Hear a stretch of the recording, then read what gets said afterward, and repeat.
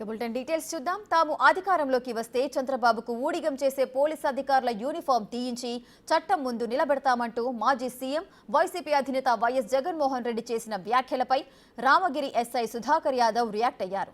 Police uniform Jagan ఇస్తే వేసుకున్నది కాదని కష్టపడి చదివి సాధించుకున్నామని చెప్పారు. గుడ్డలూడదీయడానికి అరటితొక్క కాదని విమర్శించారు.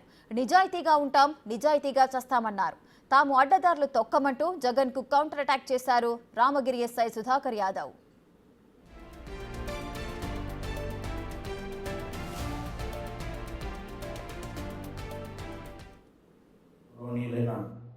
మాజీ ముఖ్యమంత్రి శ్రీ వైఎస్ జగన్ గారికి రామగిరి ఎస్ఐ జి సుధాకర్ యాదవ్ అను నేను విన్నవించుకుంటున్న విన్నపం ఏమనగా, మీరు విమర్శించినట్టుగా, నీ స్టూడెంట్ విమర్శించినట్టుగా మేము ఏ తప్పు పనులు చేయలేదు. మీకు రామగిరి మండలంలో మొత్తం 10 ఎంపీటీసీలు ఉండగా అందులో 1 టీడీపీ, మిగిలిన 9 వైసీపీ. అయితే అకాల మరణం, మీ ఎంపీపీ గారు అకాల మరణం చెందడంతో మీ వైసీపీ ఎంపీటీసీలే కలిసి ఒక ఎంపీపీ గారిని ఎన్నుకున్నారు ఈ ఎలక్షన్ నోటిఫికేషన్ రాకముందు. అప్పుడు ఎటువంటి పోలీసు బందోబస్తు కానీ ఎవరు లేకపోయినా వారంతకు వారే ఎంపీటీఓ ఆఫీస్లో ఒకరిని సెలెక్ట్ చేసుకున్నారు. అయితే ఎలక్షన్ నోటిఫికేషన్ రావడంతో ఎంపీపీ ఎన్నిక అనివార్యమైంది. అందులో ఎవరు అయినా మీ వైసీపీ వాళ్ళే ఎంపీపీ అవుతారు. ఎందుకంటే ఇక్కడ ఎంపీపీ మహిళకు రిజర్వ్ చేయబడింది, టీడీపీకి ఒక ఎంపీటీసీ ఉంది. మీకు 9 ఉన్నాయి, 9లో ఒకరు అకాల మరణం చెందారు. మరి ఎలా వేరే వాళ్ళు ఎంపీపీ అవుతారు? ఖచ్చితంగా మీ వాళ్ళే కదా ఒకరు అవుతారు. దానికి ఎందుకు మీరు వారి కుటుంబ సభ్యులకు తెలియకుండా ఎక్కడికో తీసుకెళ్ళి చాలా సీక్రెట్గా దాచిపెట్టారు.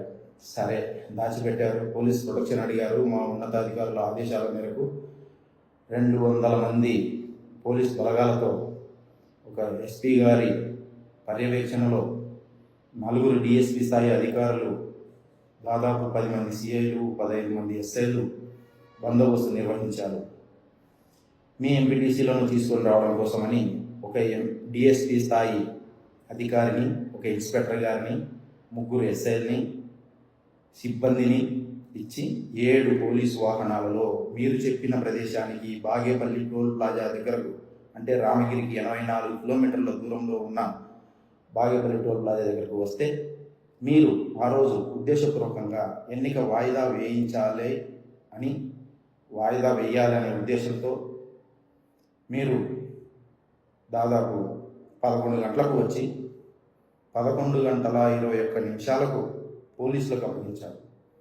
మా పోలీసు వారు అక్కడి నుండి రామగిరికి వచ్చేలోపే ఎన్నికల అధికారి ఆ రోజు పోస్ట్పోన్ చేశారు. తిరిగి మీ కోరిక మేరకే మా ఉన్నతాధికారుల ఆదేశాలపై వారిని రామగిరి నుంచి దాదాపు 45 కిలోమీటర్ల దూరంలో ఉన్న పెనుగొండ ఆఫీస్కి తీసుకొని వస్తే, ఎంఆర్ఓ ఆఫీస్కి, అక్కడ ఎంఆర్ఓ గారు వాళ్ళ పై అధికారులతోని సంప్రదింపులు చేయడానికి కాస్త ఆలస్యమైంది. దానికి మీ మాజీ ఎమ్మెల్యే గారు వచ్చి అక్కడ పోలీసు వారిని అమ్మనాబూతులు తిట్టి, పోలీసు వారిని తన వాహనంతో గుద్దడానికి ప్రయత్నించి, గొడవ చేసి, దాదాపు చాలా 70-80 మందిని చేసుకొని వచ్చి అక్కడ వీడియోలు చిత్రీకరించుకొని హీరో వేషాలు వేసి, మీరు సోషల్ మీడియాలో వ్యూస్ కోసమో దేనికోసమో బీజిఎంలు వేసుకోవడానికో మీరు ముందుగానే ప్లాన్ ప్రకారం అన్నీ అక్కడ పోలీసుల మీదకి చూసుకొని వస్తున్నట్లు పోలీసులని అమ్మనాబూతులు తిట్టడము, ఒక వీడియోలు చిత్రీకరించుకోవడం కోసమో, సోషల్ మీడియాలో హీరోయిజం అని కామెంట్లు పెట్టించుకోవడం కోసమో మీరు క్రియేట్ చేసుకొని మేము మీకు అప్పగించడానికి వస్తే మీరు పోలీసులనే తిట్టారు. మరి నెక్స్ట్ డే అదే బందోబస్తు అట్లే కంటిన్యూ చేశారు.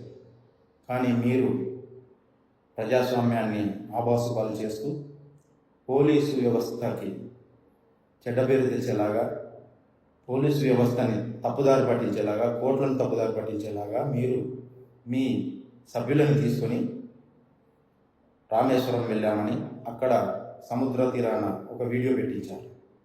అంటే ఇదంతా తతంగం అంతా మీరు ఎంపీపీ ఎన్నికలు చేసుకోవాలనో ఇంకోటనో కాదు, కేవలం మీరు ఏదో ప్రజల్లో అశాంతి కలిగించాలి, అలజడులు సృష్టించాలి, ప్రజల్ని పోలీసుల్ని తప్పుదారి పట్టించాలి, కోర్టులను తప్పుదారి పట్టించాలి. దానికి Ramagiri SI Sudhakar Yadav video call మాట్లాడించాడు, తొక్క మాట్లాడించాడు, తోలు మాట్లాడించాడు అని చెప్పేసి ఏడుస్తూ ఉన్నారు. నేను ఎవరితో ఎందుకు వీడియో కాల్ మాట్లాడించాలి? దానివల్ల ఎవరికేం ఉపయోగం ఉంది?